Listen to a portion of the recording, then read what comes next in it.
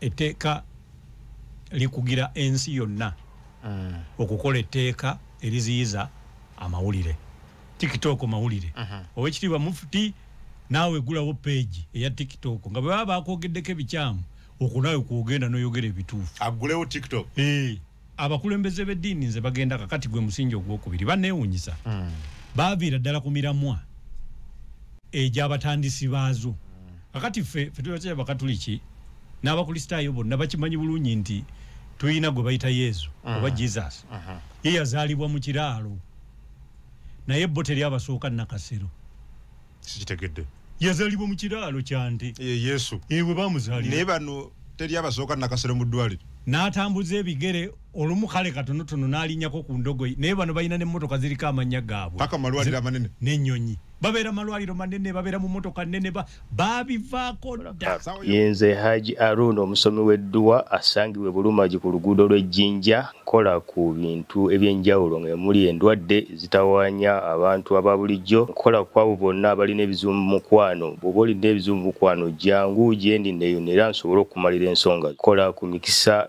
egy'emirimu kola kwabo abaagala okugenda ebweru okozesebwa amajiini okozesebwa saitran ebyo byonna mbikolako osobola okukozesa ennamba z'olaba ku screen ensonga y'Abanyarwanda ekyagenda mu maaso ensonga y'Abanyarwanda badde banyi yagguka ate yagguka etya tebana bakukyusa ssemateeka tebana bakukyusa ssemateeka bwe twagenda ate president ye kye yakola ye kye yakola kifaanaganako n'abawaka omwami n'omukyala nga bayomba naye ne mufuna abagenyi akati ne mugamba nti akakati mu kufuluma tufulume nga tuseka naye nga bwe bagendera wonna olutalo oluddamu buto ne lukola ki ne lukoya kino yajjize nti tokikola mu bantu kati tulina abagenyi mu 2026 babayita bululu president w'eggwanga yabogoddemu n'abogolera ku bakulu aba passport n'abagamba muterezi mulindeeko abamu mubawe oba okitegeera mulindeeko tumale okuyita mu bizibu etteeka kubanga lyo teriyimirira etteeka tebalisirisa era nalabyeko n'abamu abagamba nti yafunye passport n'asanyuka naye nga akugamba nti yafunye passport babadde bagimumma naye nga asaba yakusatu nga asaba mulundi gwa kusatu nga zaweddeko 2 ey'ogwokusatu nga bagimumma nti si Munnayuganda kati ne yeerabira nti eno gye bamuwadde ey'okusatu tejja kufunibwa ey'okuna tajja gifuna kubanga bijja kuba bino biwedde obulamu bw'Abannayuganda tebutambulira ku passport ya muntu nga essaawa yonna oyina gy'oyagala okulaga ekiraga Munnayuganda ndaga muntu eraga nti oli munnansi mwoli kati endaga muntu eyo singa wabaawa etteeka eriraga nti gwe tolina gifuna toli citizen of Uganda by birth ate nga baakuzaalira wano ffe abamanyi ekyokukola tuba tuyina kukola ku kukyusa kawaayiro kali kagambe nti omuntu gwe baazaalira wano abeere citizen of Uganda by birth tujjewo kali akagamba nti abakuzaala omu kuba alina okubanga yali wano mu 1926 nga 1 February ebyo si bibyo gwe wazaalibwa wano okitegeera citizenship is personal tugezaako okutereeza tteeka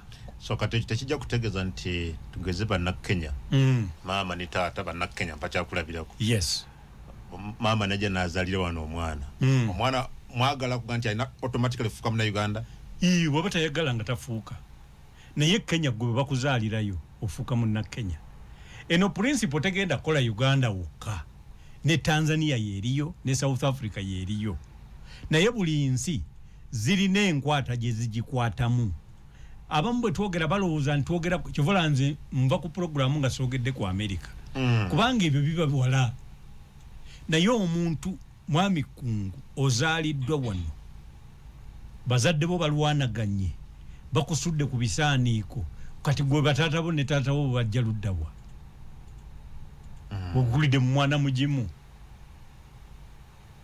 omuntu evidence of birth yeraga citizen by birth bwe kiri mu nsi yonna eyo principle bagiyita juice soli eri abo abamanya amateeka oba abaagala okugategeera kuba amateeka tosobola tebaganyoola gogaba kyegategeeza kyekyo era eyo principle buli semateeka mweri baateekamu nteeke era kyetuva twagala kati bagiteekemu nga bw'osanga semateeka nti teyina kkomo ku bisanja kitegeeza ekyo baateekamu kiteeke so nga bwe yali ewandiikibwa yayina ekkomo bwe ba teyina kkomo ku myaka nga bwe yali ewandiikibwa yayina ekkomo kitegeeza ekyo bakiteekamu so a constitution is an organic document naye eri progressive ekula okusinziira ku bizibu eggwanga lye byalikola ki birimu ffe kanakawaire twagala katereeza nga tulaga nti abaakola semateeka baakola nsobi omanyi kye twagala kuwulira tulina omusingi gw'etteeka lya Uganda ery'obunnansi citizenship by birth lisibuka ku gye bayita British Protected Persons Order 1934 era bw'okebera schedule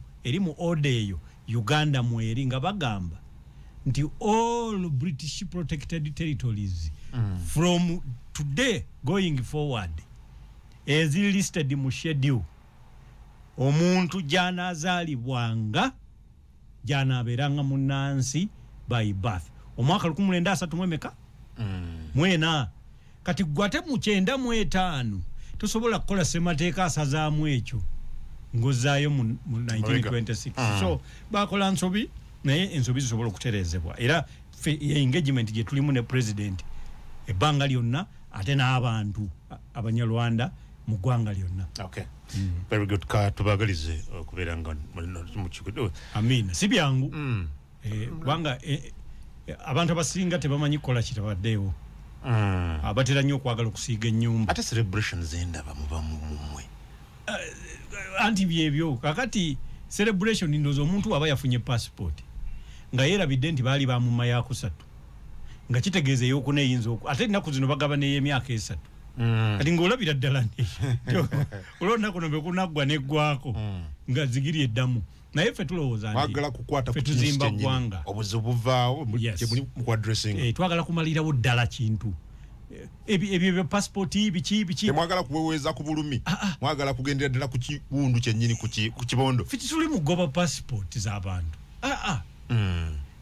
omuntu wa bulijjo kasitoba ng'oli munnansi oteekeddwa okufuna bannansi bye bafuna mwe muli passport mwe muli okkirizibwa okuwasa mwe muli okola okufuna ettaka bikategeeza kirivu oda ogendagenda mulandizi obawe kopi kubanga tewali mwami kungu toyina okujjako abamu nga tebagula ttaka naye ffe abagula amataka tukimanyi toyinza kuwandiisa ttaka lyo kyapa nga toyina ndagamu so kati onaatwalayo passport olitwala mu nnyonyi ettaka so n'olwekyo ebyo ebimu abamu tebabimanyi naye ffe abali mu areas abantu bezimenya byebyo bye tuli mu kukola. Executive order ya president yali tetwaliramu n'endagamuntu yali limited ku passport kokka nga nzijogera kwaliko oba official document something like that. Kati yagamba nti mukole mangu nga mugoberera amateeka ono citizenship aga 1995 era mnagamba kye yayagwera kyali kimu kuzibiikiriza evidence yakyusa ekyali beyond nti you must prove citizenship beyond reasonable doubt yabagamba kati I have given you instructions to presume citizenship.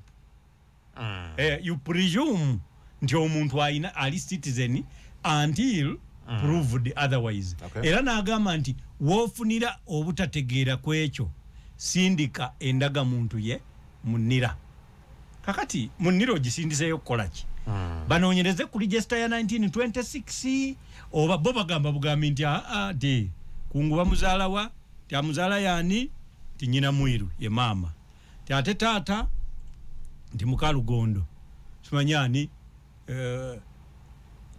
nti baki nti Banyarwanda basibuka wa nti Kiboga owannira tayagala na kumanya kirala ategererawo nti gwe mwajja buzi ate mwajja okuviira ddala ku mwaka 1993 okutuukira ddala ku 19 katugeze 94 so nga abantu abo balina enjawulo so je mutambula abantu babagamba ki abantu si basanya balabye ko nga mutambula ndabifaananyi bingi bimbadde mupostinga ku social media platforms zammwe abantu si basanyufula kwa nti ate babiyingizaamu ebyobufuzi ffe kye tutayagala kuba bagamba nti pulezidenti w'eggwanga bw'atakyusa kawaayiro ekirungi nti abalekedde endagamuntu bayite mu kulonda tebagenda mulonda kakati ffe ekyo kyekituluma kyetutandise ate okubeegayirira temubiyingizaamu ki byabufuzi sigale ku nsonga ya kawaayiro naye era twakibuulidde ne pulezidenti nti ekintu ekyo kyawulikise so naye yennyini aleme kubanga kimuguddeko bugwi oba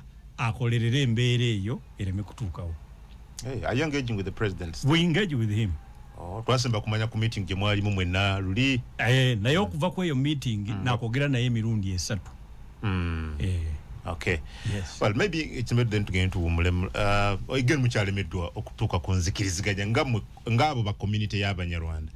So on which direction to take? Bwe mpulira bwe mwogera birala waliwo aboogera ebirala. I thought by now mwandibadde mulina ekintu kimu kye mukkiriziganyako ne direction gye mwagala okutwala.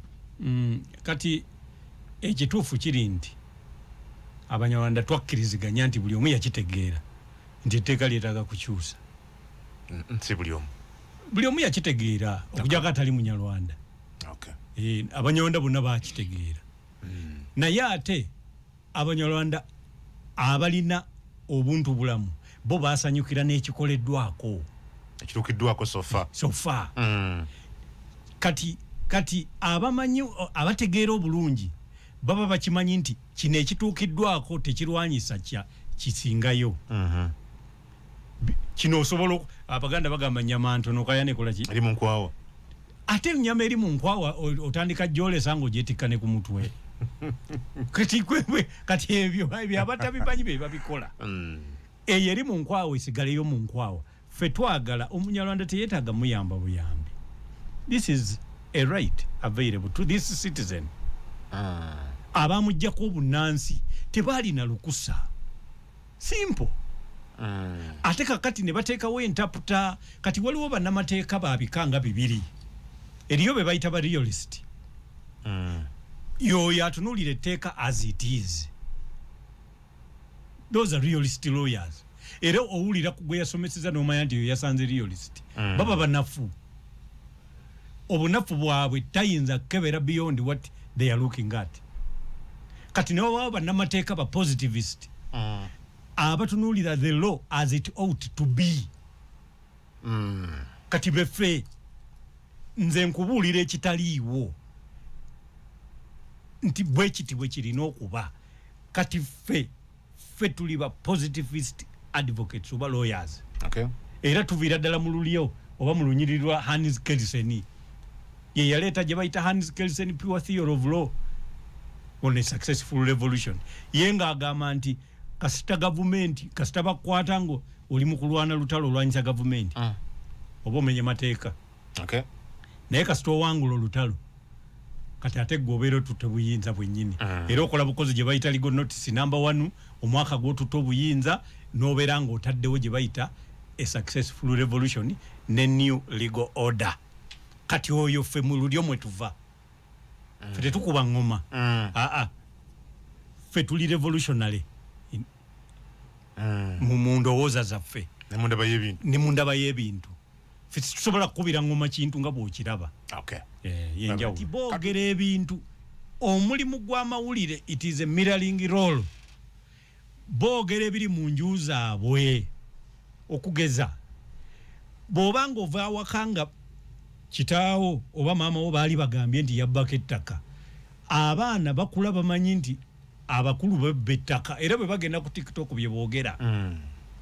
So n'olwekyo omuntu wa Uganda akitegeere nti mu mateeka agensi yonna Universal Declaration of Fundamental Rights etteeka likugira ensi yonna okukola etteeka eriziyiza amawulire.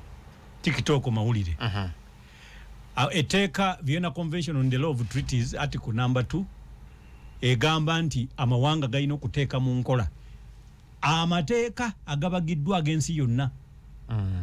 Kakati ate bw'ojja mu ssemateeka waffe owa Uganda Article 8 Capital A egamba nti eggwanga lino lirina okufugibwa. Bw'oba osoma ssemateeka wa Uganda olina omumusomerako ne ze bayita National Objectives and Directive Principles of State Policy ziri ezisooka ku ssemateeka wa Uganda. Kati directive oba objective namba 27 egamba nti eggwanga lino lirifugibwa ku musingi oguteeka ekitiibwa mu mateeka g'ensi yonna. Kakati awo ogendera mu chapter ey'okuna eya ssemateeka wa Uganda muli article gyesijjukira mutwe gwange eteeka ekitiibwa ku muntu okubeera ng'ayina eddembe lye okwogera kyayagala. N'olwekyo emikutu gye twogererako TikTok, ze radio, ze TV, owekitiibwa Mufti naawe gulawo page eya TikTok nga bwe baba bakwogeddeko ebikyamu okunaawe kwogenda n'oyogera ebituufu. Agulewo TikTok. Era eddembe ly'obuntu kitegeeza gwe okubeera nga ng'okkirizibwa okwogera by'oyagala ffe wano batuvuma. Naye nange nzikirizibwa okujja ne nnyonnyola ebituufu. Saidi yo n'oyogera ebituufu. Nazzi kuno simanyi kubanga kati abakulembeze b'eddiini nze bagenda kakati gwe musingi ogwokubiri banneewuunyisa. Baaviira ddala ku miramwa egy'abatandisi baazo. Kakati ffe tubakyaya Bakatuliki n'Abakristaayo bonna bakimanyi bulungi nti tuyina gwe bayita Yesu oba Jesus. Ye yazaalibwa mu kiraalo naye bo teri abasooka Nakasero. Sikitegedde. Yazaalibwa mu kiraalo kyante. Yesu. Bwe baamuzaalira. Naye bano teri abasooka Nakasero mu ddwaliro. N'atambuza ebigere olumu kale katonotono n'alinnyako ku ndogoyi. Naye bano balina n'emmotoka ziriko amannya gaabwe. Paka malwaliro amanene. N'ennyonyi. Babeera malwaliro manene, babeera mu mmotoka nnene, baabivaako dda. Saawa y'okuzaala kasita etuuka. Mulago. Nyina ne gwe nalabyawo mbu yagenze kuwummulako. Kakati owummula ki nga sitaani ye akyantudde. Kakati abantu baava dda ku mulamu gw'eddiini. Bannaddiini tebalina kuwummula. Ate muwummula ki? Mmwe bannaddiini temuli ku mulimu. Omuntu ali ku mulimu nga nze naawe ffe tuwummula. Bo tukirowooza nti baayolesebwa.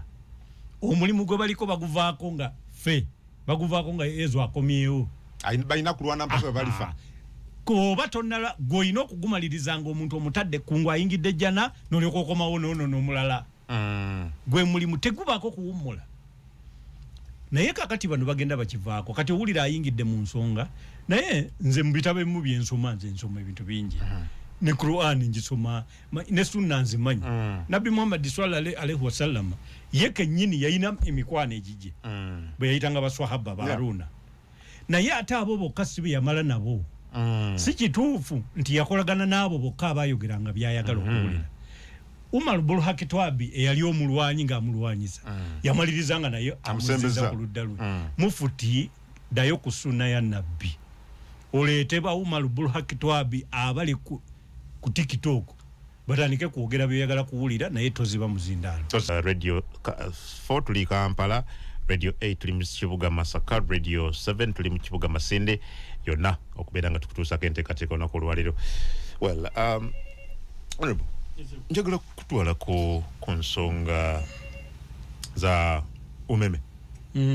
Kyaddaaki umeme ya Museggwanga it handed over eri UEDCL olunaku olwaleero. UEDCL tandise emirimu gy'okusaasaanya amasannyalaze n'okugatunda mu butongole. But wabaddewo nnyo contention ku nsimbi buyout amount eya $1 million 118 but twategeddeko nti yezo government yasasudde. As someone agoberera ensonga zino, do you think UCDL oba government ya Uganda eri prepared really okweddiza emirimu umeme gye badde ekola?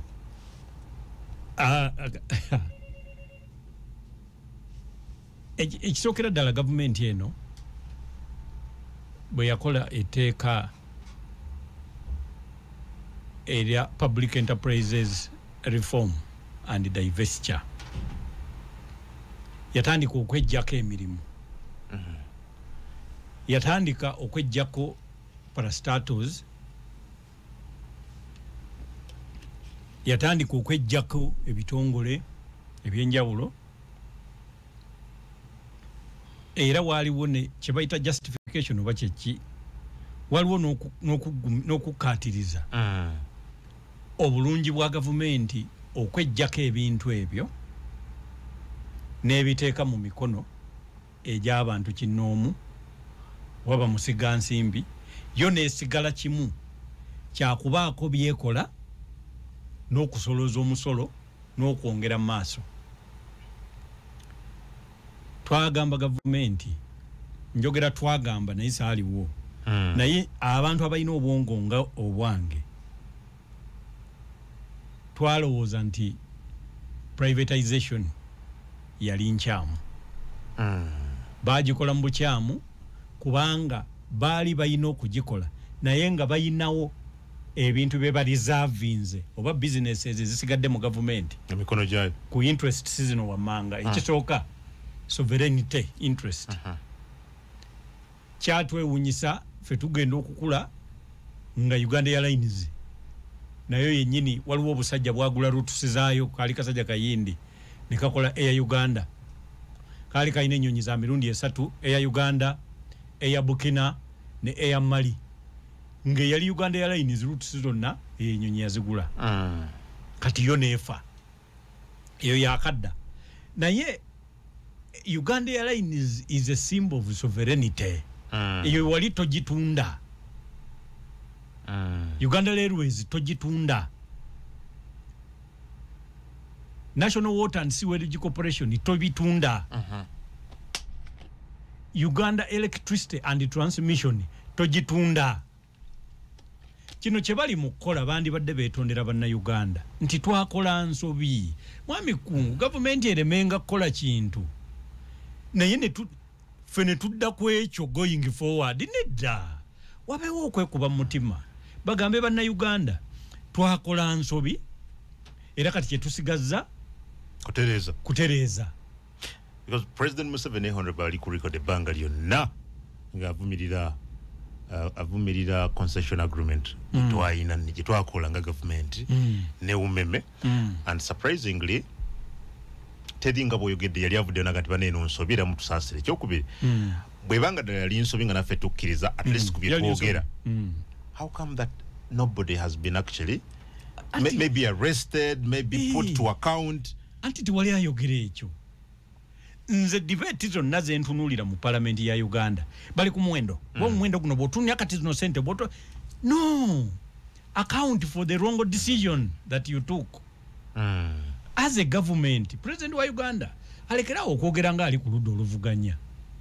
omanyi president nakugamba mugezi ayogerera ddala era ye bw'oba owulira speech ye yolaba nga ali ku ludda oluvuganya atuuka bw'ati ekawempe n'agamba nze saabalwanyi nga nze nkulembera gavumenti nembera n'enguudo bweziti kakati ani akulembera kakati president wa Uganda mu mbeera yonna nga gw'okulembera kino kyakolebwa kino kyali kikyamu ate baminisita bo n'abakungu bo nga bebassa omukono ku yo gwomanyi okuddira private person private entity neeba nga yeetunda ekintu nga buli makamu ekiri eyo ne Uganda Revenue Authority waliwo enjawulo eba erina omusolo mu buli maka tosobola kukikwasa muntu that remains a parastatal of a government. Tuina wano kampuni nga muga Katonda ne bannannyinizo baafa n'abazidira mbigere tebamanyi muwendo gwa ssente gwe bayina lwaki ebintu gavumenti ezaaliko ensobi gye zaakolanga be baakolanga sabbuuni bokka naye nga tewali kayumba mwoyingira nga temulimu katole ka sabbuuni ezo kampuni zaagaggawala nannyini gwa kampuni eyo waliwo saagala boogera mannya naye waliwo akasaawe kaayina wali ekololo kasaawe ndoza kayiika namba ekololo kubanga buli desimolo kati eri ku mutwalo gumu n'ekitundu ogwa dola kakati yiika namba tugitwala nti abatuwuliriza egulanga miliyoni $1 n'ekitundu ze biliyoni nga 6 kale biliyoni za Uganda 6 akakasaawe akakozesa kuddusizaamu mbwaze zireme kufuna kuloti ziberenga zikolekisensa sente kakati ate ayina waliwo ebika by'embuzi by'ayina bibuzi si byakulya si byakutunda nnyama si byaki naye bimusanyusa kati byo bibeera Australia mu butiti naye yabireeta kati ayina wabirundira naye ng'ayina okukuuma obutiti buli abunyogo si bibuzi bina bintuntu biri awo bibeera ebikulira mu Antarctica oba Atiki eyo waggulu kati asasula amasannyalaze ne air condition buli lunaku atuusa ku 0 degrees centigrade ebintu biri bibeere we bisanyukira ayonoona kubanga ayina n'omusawo amusasula paundi za Bungereza 500 buli lunaku 500 paundi za Bungereza twanigambe nti ze $10,000 ze millions za Uganda nga 3,600 ezo milioni 3,600 buli lunaku omusawo ajjanjaba bisolosolo kati sente zababulwa tibamanyi kya zikolamu sente ziryawo kuba gavumenti yadduka ku mulimu gwayo negukwasa abantu kinoomu kyekino ekibadde ku masannyalaze. So it was long overdue. It was long overdue. After but 20 government years. should apologize To Ugandans. Yes. Okay. Yes. Yeah, but kakati ekizibu kye tulolekedde nti bakati baguddewo era nze nkakasa embuto zivuga ngalo zivuga kubanga mu Uganda mwana tulina systems kwe bakulemberera kati abakulembeze bwe najja wano nakunyonyola nti kati tukyalina ba technocrats tulina ba tumbocrats wayogera wano kwa tumbocrats ikaka tumbo abatuuliriza lubalubuto kakati ebaya abantu nga ebiseera ebisinga tebakyasazisaawo omutwe basazisaawo olubuto bakozesa lubuto okusalawo kyaba akukolera kati tukyayina ba entrepreneurs mu business community tulina ba tenderpreneurs babeerawo nga bafuna bufunyizi tenda za gavumenti n'olwekyo waba ayinayo akasimu k'omukulu oyo yaba agenda okufuna ebigaggawaza kati tuyina wano political capital tetukyayina bulungi capital ow'omuntu ayinza okusigala nga mugagga wadde gavumenti ekyuse nga bulaba ba mulwana bwe basigala bawava muno nga gavumenti zikyuka ne zibalekawo nga era baki tetukyabayina why kubanga kati system ekulembera bagiyita prebendalism nti omuntu ali mu ntebe yenna gwe bawadde entebe eyo akozesa resources eziri mu ntebe eyo okwenyweza alya buli nguzi gy'asobodde okusobola okwenywereza mu ntebe mwakoze ki mwali kakati ate ebitongole nga IGG ebitekebwawo okukwata abali fishing envuba embi IGG ayina envuba embi takwata big fish akwata bw'aba ayagala okukwata ababbye akatimba kayina kakwata bukejje akwatayo bano bakoze bati in fact ekitongole nze kyenzikiririzaamu kati ekikola koko ye State House Anti-Corruption Unit kuba ekwata omuntu omunene n'omuwulira ng'endulu evuddeyo bulungi naye bino ebitongole ebirala biri mu illegal fishing bakwata bu small fish bwe batwale luzira. Well, Honorable Mbidde njagala tumalize ku nsonga eyo tusubire emiwono gy'amasanyalaze okukka but nekyokubiri should we expect effectiveness because era waddewo questions ku bitongole government byeddukanya directly now you EDCL yiyo wedda mpita muzimu ku comments z'abantu social media andera amasanyalaze gagenze yeno bino bye mwatusuubiza kuba yo EDCL egooza nti kigenda kuba aleka kati of course tugenda kutandika okusooka okufuna ku ntalo wakati wa transmission ne distribution ekirala tugenda kati kufuna power struggles ez'enjawulo wakati sente zigenda kujjanga direct mu bitongole ekigenda kusembayo ministry yennyini ejja kwagala okujjawo UEDCL ekyo kijjandoza kukolebwa mwaka gujja etandiko girwanira naye gyetaaga nga UCD bwe bagitwala rationalization era gyagenda okuwulira nti kati ng'olwo waliwo minisita yeetaaga nga sente zijja butereevu wansi wa kapeti ye so n'olwekyo bino byolaba tulowooza nti si bye bisinga okuba ebirungi tetunaba kufuna ba professor mu distribution ya masanyalaze. Okay. Twandibadde nga government yatandika dda jukira kino president wa gwanga akikoze nga fire brigade tactic. Azikiza muliro gubadde gwaka.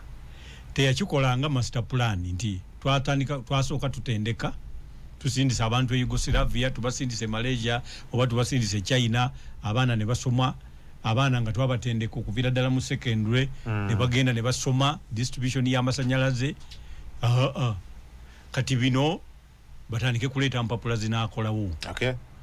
Ekyalo kyegundi tebafunye muntu nga nabo babatuma tagwe tulina wano talina masters nti ayina ki ti ayina diploma mu fine art kakati olaba toyina bwotandika kugamba nti oyo tasaanidde kubanga ye omukulu akugambye nti bwe tulonda wano twagalawo omusiraamu wali omukatoliki wano twagalawo omulema wano omukyala kakati teriyo university egaba buyigirize ng'esinziira ku bulema na bukyala. Okay. N'olwekyo kitegeeza awo mugenda muva ku nkola gye twandise meritorious. Muvudde ku nnono ng'esinziira ku busobozi. Kati mugenze ku nnono ng'esinziira ku bantu nga bwe bafaanana. Okay. N'olwekyo abalina enviiri twabawana abatalina twabawana ab'ebirevu. Kakati ensi yonna kasitogizza ku bintu ebyo. Kitegeeza quality ebezze mabega. Mutindo guba guserebye. Mutindo guba gugenze. Katono nnyo katujikuru. Oil 98% of exports. Oil. Kati ate oil oyo bw'oba omutunuulira obuzibu bwasinga okuba nabwo buli bubiri. Obusooka international commodity price volatility. Abatuuliriza ekyo kyabyanfuna ekiraga nti ekintu kye batunda ebweru ebbeeyi y'omutindo oba ebbeeyi y'ettunzi oba ettunzi ly'ekintu ekyo mu katale k'ebweru ekyuka nga teyeebuuziza ku muntu yenna. Kakiviira ddala mabega eno. So obeera wabaze kirala ekyuka n'ebala ekiki ekirala. Ekyokubiri South Sudan yo neebanga obutabanguko bw'ezeebeera nayo pipelines ezimu tezikyakola bazikuba. Kakati naye ng'ate eyina obuyambi bw'ekyafuna okuva mu mawanga agawamu gye bayita UN baba bagayitaani eyo n'abagabi obuyambi. Kati ate nga dola ezo zonna zisibira mu mawanga agagiguza byetayina. Kati ebintu byesinga okuba nga teyina abatuuliriza byebyokulya. Ebyo byonna byolaba nga perishables byonna nyaanya butungulu matooke bikibuunga n'ebintu ebirala byonna kuba tebalina budde tebannafuna budde butereera kwerimira byabwe. Biba biva mu nsi ndala. Byonna biva mu nsi ndala. Nga Uganda. Era ekisingira ddala okumanyibwa biva mu Uganda. Akati njagala okubawo ekyokulabirako omwaka gwali 2013. Omwaka ogwo 2013 South Sudan era yayina ebizibu byayo. Ezeebeera n'ebizibu. Riek Machar yajjanga alwanagana ne the late Garanga. Yes. Nga balina olubisano lwabwe. Balinamu enjawulo ono Mudinka oli Munwel balina enwanagana era waliwo ekifo kye bayita Bo. Kati ekitta abantu ekyakabeerawo kya mirundi ng'esatu. Bo Masaka jensinga okujjukira ali ya 1991. Otyo. Nga tebanabana kutwala buyinza.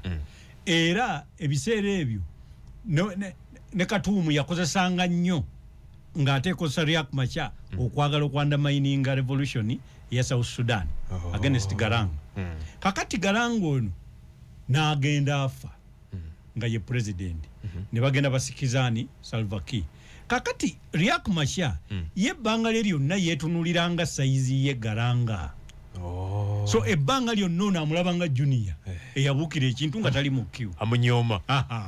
So kakati ebbanga eryo weeriri waliwo ezzalawu erya tribe waliwo ezzalawu erya naye kakati bizze bigonjoolwa mpolampola naye lumu twali ndoze ennaku zaali 15 Desemba omwaka 2013 SPLM ng'ekibiina ekifuzi nga tekinaba kwekolamu kati SPLM buno ebino ebimirundi ebiri. Ebiseera ebyo Secretary General wakyo yali Pegana Mamu nga bayise delegates conference.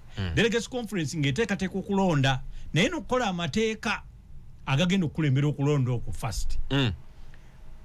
Eryoka eteeketeeka okulonda mu nnaku ezirijja.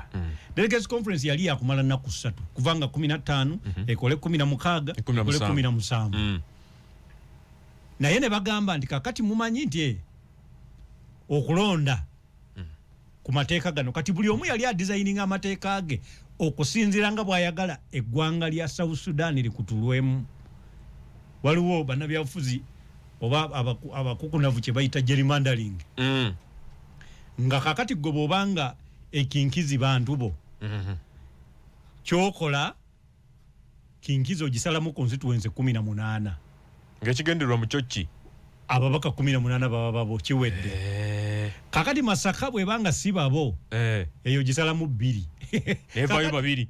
Kakati oli awangula gwe wangula kinkizo oli na wangula Masaka naye n'obanga olina 18 yayina 2. So walingawo okwagala okukola amateeka nga Salva Kiir ayagala gakolebwe bwe gatyo.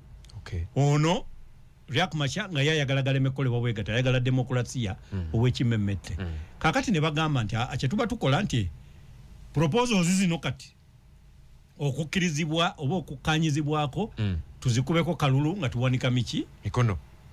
Riek Machar agamba nti pulezidenti waliwo okutiisatiisa abantu era ye yali amaze okuteekateeka ng'amanyi nti abantu be bonna amaze obbanyonnyola akubye ekikopo akalulu kabeere ka secret ballot buli omu alonde ng'ateeka mu nkola ebigendererwa bye. President n'agamba nedda mubeere transparent ng'omuntu okuba akaluluko n'okalumako n'amannyo endowooza yo waliwo enjogera egamba okalonda n'okakuuma paka lwe bakalangirira. Kakati ekyo ne kigaana. President n'agamba nti kale oba mu kigaanya ekyo kati ate okukuba akalulu oba mu kukkaanya oba tugende maaso n'okuteesa oba tetugenda maaso kati ate ekyo tukikube nga tuwanika mikono. Kakati era zaali ennaku z'omwezi 16 olwo 15 balusuzeemu 16 Riek Machar n'agamba nti nze kakati ndaba bino ebigenda mu maaso mu delegates conference sikkaanya nabyo nze kaŋŋende. 16 n'afuluma n'agenda ng'olukiiko terunaggwa buba buziba. Pegana Amamu president n'amukwata n'akwata mukyala Garanga n'akwata minister waliwo minister yali wa agriculture kati yakwata kubanga yagenda okulaba nga revolution yemutwala nga abadinka bonna beegasse n'abanyweri bonna omusajja nabo bonna yabamatiza balabanga yeye mukyamu onagenda okufuluma delegates nga amaze okulaba ekiri emabega we. Kakati ono naye n'abayoola oli n'ayingira ensiko nga 16 17 Uganda yali emaze okudeployinga amagye.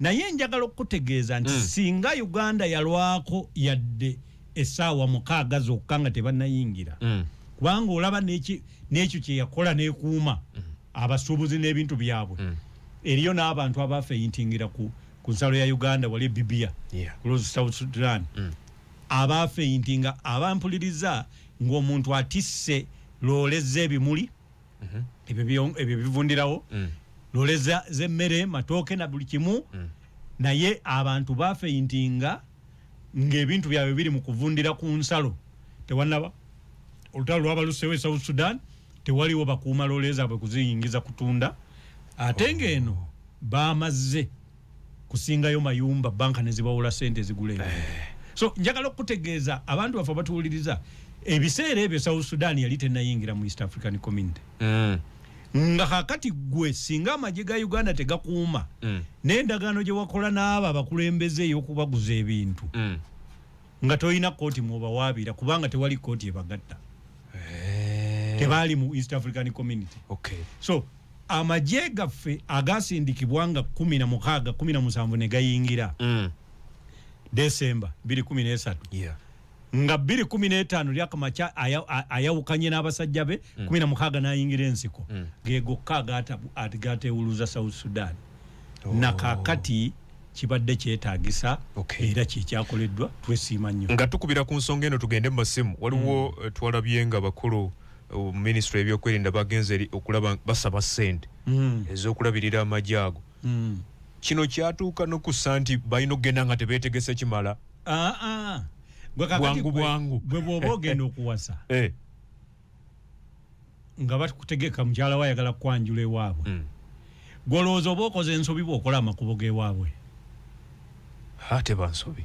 Kakati ezo sente atozesaba bo zikola makubo. Kakati n'olwekyo aboogera ebyo tebamanyi. Naye nze kyenjagala okutunuulira is value for money. Uganda bwe tuba tutadde sente zaffe mu kukuuma obutebenkevu bwa South Sudan. Njagala kutegeera bye tujjayo mu ngeri za mirundi ebiri. Engeri esooka abasuubuzi mu nkola eya leisure faire bye bafuna mu bye batunzeeyo ebitatawaanye. Ekyokubiri concessions government yeerizeewo eya wano sente y'omuwi omusolo n'ekomawo nga bwe yakoze eki nga bwe yagenze. Ensi endala zibikola. Bwolaba wano eggwanga lya Rwanda lina company bagiyita Crystal Ventures. Bwe ligenda ne liwa obukuumi nga Mozambique for example. Kuba bali bagiwambaawo ebiseera ebyo. Rwanda negenda newamba neguba bayekera mu wiki nga 2. Naye tebavaayo nga tebafunye concessions. Balina okumanya nti kakati kampuni yaffe ne yeggwanga si ya muntu. Yetutte tenda z'enguudo. Yetutte gino. Yegenda okuzimba obutale. Kabirimbu wandike. Ate kakati gwe oyagala nkukolera ki? So n'olwekyo Uganda njagala etandika otulaga bye tuganyulwa ebiri direct nga government to government ate aby'abantu byo tubimanyi ti abasuubuzi olukola ekkubo obanga asumuludde embuzi kugamba nti zitandike kudduka. Yes. Tuli ku 103.3 Radio 4 ensonsozi. Katugende masimu. Kakati ebibuuzo byonna mbiwulidde naye byonna byekuusa ku ng'ogyeko onaabuuziza nti bali mu Juba. Kakati bayiseewo baliko wansi eri ekitundu bakiyita Nasil. Eri gye bali wansi. Ekitundu ekyo abatuwuliriza kiringa bwe wandigambye nti mu Uganda tulina munnabyabufuzi naye ng'alina ekitundu mwava. Ng'ekitundu ekyo kyo kipinga kyo kimuwagira kimuli mabega. Katugeze nze nja kozesa gwe mmanyi katugeze Honorable Norbert Mao ava Mwakyoli. Ekitundu kye kimuwagira. Kati ekitundu ekyo eri wandikiise Abanwel. Kakati baali beekolamu n'ejje bwe balwanaganiranga lye bayitanga Nwe Defense Forces. Abatuliza lemuyinza okuyita nga Acholi Defense Forces. Kakati nga leriwagira ono Vice President Riek Machar government bwe yakwata. Naye nga kati lyali lyakula ne lyefuula White Army. Kakati Riek Machar ye agamba naye wa NRM eri bagiyita SPLM. Kati naye mbo bayina SPLM IO. Kakati nti SPLM in opposition. Naye nga kyali kibiina kimu. So n'olwekyo nga bwe wandebe PLU katugeze ne yeefuula ekibiina kya NRM naye nga kati yeegamba muzeeyi va ku main. Bana bala bagamba muzeeyi sigala ku main. Sigala ku main bo bana bagamba muzeeyi va ku main. N'olwekyo kakati ejje lya Uganda liri mu kukuuma obutabanguko kuba obwerisi bwa byabufuzi byakwogera. Bulimu emmundu ezikwatiddwa nga bagamba muto omusajja waffe ate gavumenti egamba twamukutte anoonyerezebwako ku bino byakoze eki byakoze. Kakati ekirala ensonga ey'okubiri mu bibuuzo byonna ogizingira mu legality and justification. Nti okusindikayo kwaffe ku magye nga tetwebuuziza ku parliament kwali mateeka oba nedda. Kubanga etteeka ligamba nti parliament ekola deployment ey'amagye. Era bw'oba ogenda kugikola ojja ne weebuuza ku ki ku parliament. Ekiteekebwa mu ekyo kubanga parliament era yeekuwa ssente zigenda okukola ki okukola omulimu ogwo. Kati bano bakyebuuza yi. Kakati bano babuuza mukoma oluvannyuma nga n'amagye twamanya. N'olwekyo ekyo kikkirizibwa. Ffe amateeka bwe gakolebwa bateekamu ne gye bayita exception. Wabeerawo general rule ne exception. General rule egamba nti amagye gaffe okuga deploying ewantu wonna mwebuuza ku parliament. Era mu kawaayiro ke kamu ne bateekamu exception nti okuggyako nga bwe kiba kikoleddwa nga kyabadde as an emergency. Kati ate awo minisita avunaanyizibwa okudda n'annyonnyola parliament ekyakoleddwa. N'olwekyo byali mateeka. Kakati kino ekyokugamba nti ensimbi zigende mu kintu ekyo. Nabagambye twagala kutunulira ebintu bibiri. Eri gye twayise thy neighbor syndrome. Nti omuliraano gw'okyameka process principle yegamba njagala kubaddiramu abatajiwulidde bulungi nti obutabanguko obubalukawo mu nsi gy'otubulagana nayo ng'ate ogirinaanye bwenkanankanira ddala nga obutabanguko bubaluse mu yiyo mwennyini so n'olwekyo bwe mubanga muyina obusobozi okubukolako muvunaanyizibwa okwanguwa amangu obukola ki obukolako kakati nze nenzirayo wali ku value for money neŋŋamba nti gavumenti yaffe etandika okutunnyonnyola tuganyulwa tutya mu nsimbi ze tuteeka mu kukuuma South Sudan ng'oggyeko kino ekiri jeno kubanga eno endagaano si ya East African Community eno endagaano bilateral eri wakati wa South Sudan ne Uganda nga na America bweyina era endagaano nayo abamu tebamanyi nti America yennyini era ekuuma eri mu kulwanyisa ne bakonyi eyambiyo naye eyinayo amagye gaayo so n'olwekyo ensi zisobola okusindika amagye mu nsi endala ezifunye obuzibu nga tezina maanyi na busobozi bwekuuma. Honorable nga tumaliriza bino bye tunnyonnyola ebife South Sudan teruyinza kukyanga tubinnyonnyola nga biri ku Uganda kyangu nnyo ate nga tuli mu kwebuuza ddala lwaki Kenya temuzze tuyamba so n'olwekyo tuyinza byewala tutya ensi kati yafuuka gye bayita global village engeri y'okwewala ebintu bino kuteeka demokrasiya mu mawanga n'okukendeeza obubbi obw'ensimbi ng'abakulembeze be bazibba ekitawanya South Sudan okusosolagana mu mawanga okwayingira mu bukulembeze oba nakyemalira mwami Salva Kiir bw'ataddewo okwagala okufufuggaza dissenting opinions n'obutaagala banne bakulembere naye aveekokko ate n'obubbi oba obulyake ye tuyita system of prebendalism nti kati buli muntu agamba nze nzibyeko ddi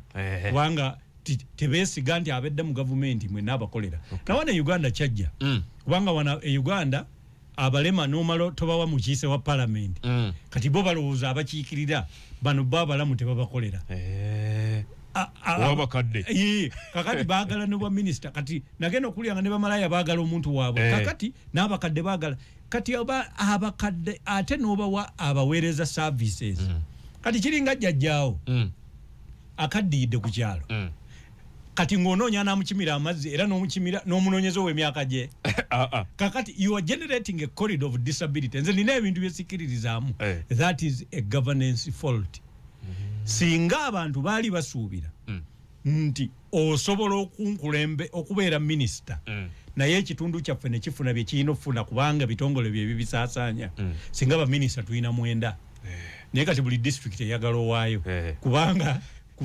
eyetuukidde yatanywa magi matabangufu ebyo byonoona eggwanga byongera n'okwonoona essente mu nsi osanga Namibia baminisita ekendeeza eyagala 18 sente eyina South Africa ina 2 sente ina Uganda tulina 8 president buli lunaku abanga akubeerale lwabasinganye ba minister n'olwekyo ekikireeta ekyo bye bizibu kati byayina ebingi nti kati district ezimu kati saawa eno atambula talinnya bosanga kati ekiri e Kenya ne Ruto kimutandise ba minister batono constitution temukkiriza kwongezaayo kooti zaaganye naye eriyo ogutundu gulamba gulina abalonzi bayitirivu gwe bayita mountains wa mountain Kenya gugamba nti olinnya wano tolina kyotukoledde kakati atabudde bimutabudde era eyo naye birijja muli oba wano bwalaba ebifo eri kanyongereyo n'eri n'owekkalamo gyabeereyo ffe wana abantu bamusaba district ne baluma n'emmese ne balya emisota mulina ali embizi etambula n'agiruma ku bulago kati president agenda akkiriza buli kimu ojja agenda okwesanga nga buli kyalo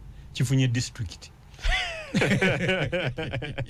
tuli ku 103 Honorable Sibula abantu ne Radio 4 tuli ku Radio 4 Radio 7 Emasinde wamu ne Radio 8 mu bitundu eby'e Masaka Sibula abantu abantu baffe banaye njagala kubasibula government tuddeyo tukole master plan a governance master plan empya nga bwolaba America bwe bagizizaayo bana basajja abawangudde ne bakola Department of Government Efficiency DOGE ekulembera Elon Musk ne batandika okususumbula buli kantu na wano kati kyetwetaaga gavumenti omugugu kati gutandise ogiyinga tulina okugizaayo kebeere gavumenti eyesigibwa nga n'atali mu gavumenti amanye mukolera mwebale nnyo ye Honorable Fred Mukasambidde atubuulidde ebintu bingi nnyo ayize yiga atayize ojja kulinda olwokubiri olujja ate oyongere okumanya ebigenda mu maaso katugende mu mawulire ku ssaawa 3 zennyini Radio 4, Radio 7 wamu ne Radio 8 ewooma mu Greater Masaka akuume